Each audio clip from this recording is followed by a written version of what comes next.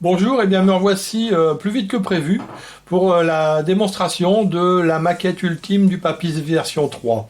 En effet, j'ai fabriqué les modules qui manquaient et maintenant on est dans la configuration exacte de ce qui va aller dans le prototype. Je n'y changerai plus rien, ça, il n'y aura plus d'autres modules. On voit que j'ai enlevé ici le microcontrôleur Arduino qui a été remplacé par ici mon propre microcontrôleur ATmega 328P. On n'est plus connecté au haut-parleur de mon PC, mais ici on est connecté à un petit ampli BF qui lui-même est raccordé à un haut-parleur. Ici c'est un haut-parleur que j'ai récupéré dans un téléviseur qui va faire l'affaire. C'est celui qui va aller dans le prototype. Juste dans le prototype, ce qui sera un peu différent, c'est vraiment un détail, c'est deux poussoirs. Ici, j'ai réussi à trouver des poussoirs qui ont vraiment un cabochon vert et un cabochon bleu. Donc c'est ceux-ci qui iront dans le prototype. Ça sera mieux que mes petites pastilles de couleur.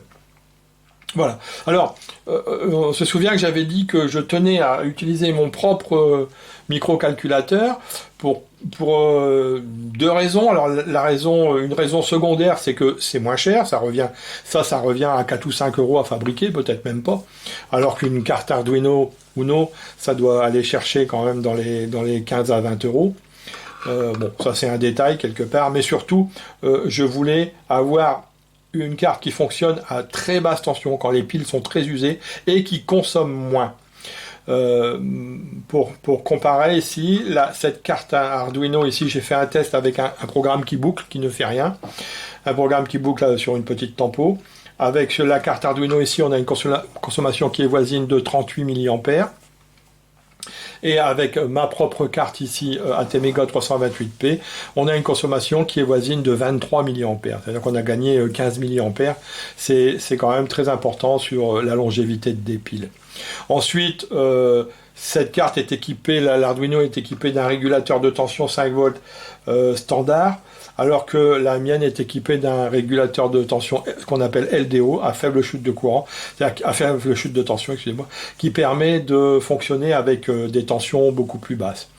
Et justement, c'est la première démonstration que je vais faire, là c'est pour les techniciens, montrer quelque chose. Je vais ici zoomer, excusez-moi les bruits de grincement de mon pied, je me mets sur mon alim de labo, je fais un petit zoom, je me trompe toujours de sens, voilà, on voit qu'elle est réglée à 3,22 V.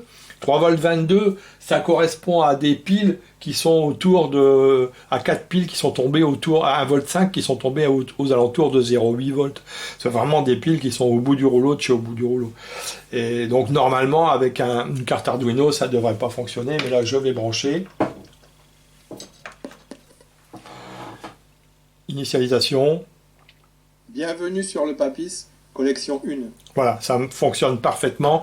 Je vais revenir dessus. Voilà, je vais zoomer un peu pour qu'on voit mieux.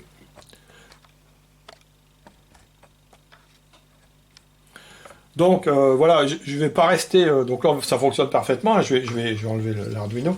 Je vais initialiser une série pour vous montrer que ça marche.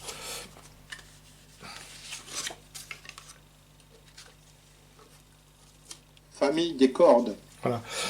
Bon, je vais pas rester avec 3,22 V, hein, c'est pas l'objectif non plus de fonctionner avec des piles complètement usées. Je vais passer, avec 4 piles neuves, on devrait se situer entre 6 volts et 6 volts et demi, on va dire. Donc là, je vais me mettre dans une configuration de pile un peu usée, pas neuve, mais quand même pas au bout du rouleau. Je vais me mettre à 5 volts et demi. Voilà, je suis réglé à 5 volts et demi. La motivation de tension n'a pas affecté l'appareil. Je vais vérifier qu'on est bien toujours dans la série que j'ai lancée. Voilà. J'ai gardé le potentiomètre. C'est important. Piano. On avait vaguement voulu supprimer ce potentiomètre, mais justement, avec des tensions qui varient, qui peuvent varier de 6 volts et demi à moins de 3 volts et demi, forcément le volume sonore suit. Et donc il faut pouvoir ajuster, hein, de même par rapport à l'ambiance sonore qu'il y aurait dans la pièce, ou voir un enfant qui entend moins bien qu'un autre. Donc j'ai tenu à laisser ce petit potentiomètre, donc il sera placé discret derrière le capteur optique comme dans la version 2. Bon, je vais finir de dérouler la liste.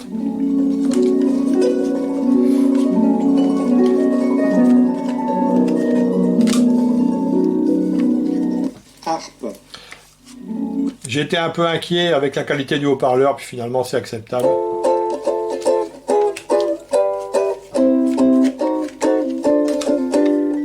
Ukulélé.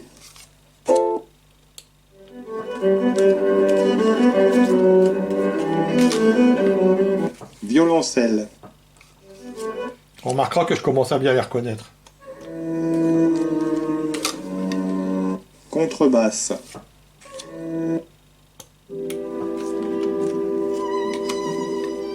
Violon. Bon, ça rejoue tout le temps que je laisse la carte, hein.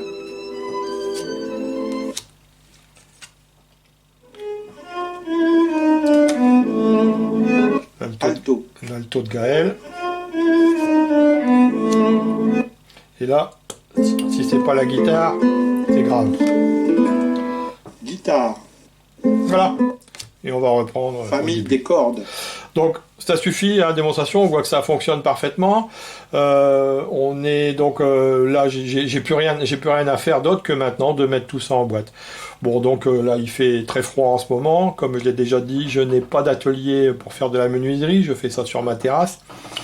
Donc ça va pas être pour tout de suite peut-être. Je vais essayer en espérant que le temps devienne un peu plus clément. C'est pas que ce soit énormément de travail, mais surtout, je suis content parce que la version 3 donne satisfaction quant au mode de fonctionnement, à l'identification par système de carte d'identification. Famille des cordes. Voilà, ça fonctionne bien. Et donc, on a plus les roues codeuses et on arrive bien à fonctionner avec des très basses tensions. C'était mon objectif. Merci de votre attention. Et la prochaine fois que je reviendrai, je pense que ce sera pour montrer le prototype dans sa boîte en bois, ou peut-être la fabrication du prototype, si j'arrive à faire des choses. Sinon, dans la vidéo, dans la description de la vidéo, je mets le lien sur un petit espace personnel que j'ai chez Orange, où je mets toute la documentation. Tout n'est pas terminé encore, hein, je fais plus ou moins au fur et à mesure. Mais disons que c'est quand même il y a quand même déjà pas mal de choses pour ceux qui voudraient essayer de fabriquer un papis. Bonne journée, bonne fin de journée à tous et à bientôt j'espère.